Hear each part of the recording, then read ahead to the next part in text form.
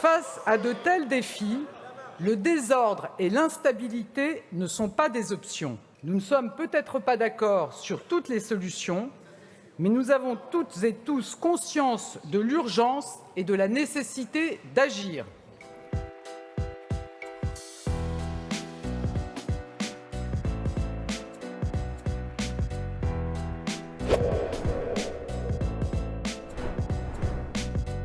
Sous l'impulsion du président de la République, de nombreuses mesures ont été prises depuis l'automne dernier pour protéger les Français de l'augmentation des prix. Nous avons protégé les Français et nous allons continuer, car beaucoup de nos concitoyens restent à la merci de chaque hausse de prix. Dès demain, mon gouvernement présentera en Conseil des ministres des textes d'urgence. Face à l'inflation, ils comporteront des mesures concrètes, rapides et efficaces.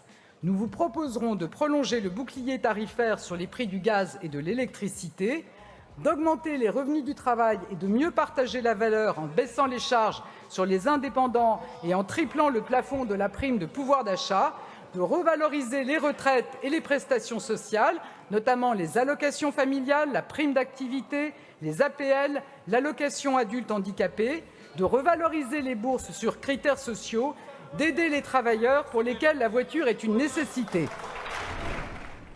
Les données sont claires.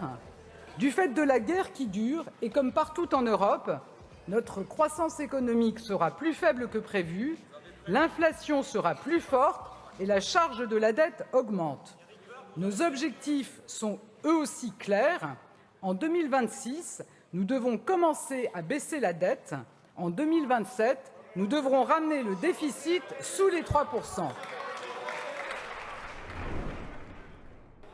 Enfin, notre troisième principe, c'est le respect ferme de l'engagement pris par le président de la République devant les Français. Pas de hausse d'impôts. S'il vous plaît, mes chers collègues. Nous devons cesser de croire qu'à chaque défi, la solution est une taxe. Alors, pas de hausse d'impôts. Nous devons changer notre rapport au travail. Et le cœur de ce changement, c'est le plein emploi et le bon emploi. Ça n'est pas une illusion, ça n'est pas un objectif inatteignable. Aujourd'hui, le plein emploi est à notre portée. Et le travail reste pour moi un levier majeur d'émancipation.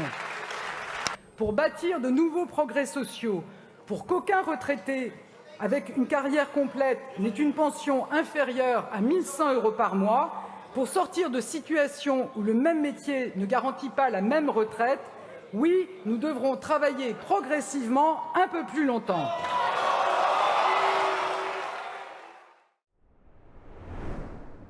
Devant les défis, il n'est plus question d'opposer les radicaux aux partisans d'une écologie des petits pas.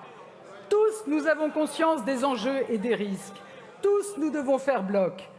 Ce mot de radicalité, je le prends donc à mon compte. Nous engagerons des transformations radicales dans notre manière de produire, de nous loger, de nous déplacer, de consommer. Mais je l'affirme, je ne crois pas un instant que cette révolution climatique passe par la décroissance. Au contraire, mesdames et messieurs les députés, nous voulons être, nous serons la première grande nation écologique à sortir des énergies fossiles. Réussir la transition énergétique, c'est pouvoir la piloter. Je le disais il y a quelques instants, l'urgence climatique impose des décisions fortes, radicales. Nous devons avoir la pleine maîtrise de notre production d'électricité et de sa performance. Nous devons assurer notre souveraineté face aux conséquences de la guerre et aux défis colossaux à venir. Nous devons prendre des décisions que, sur ces bancs même, d'autres ont pu prendre avant nous, dans une période de l'histoire où le pays devait aussi gagner la bataille de l'énergie et de la production.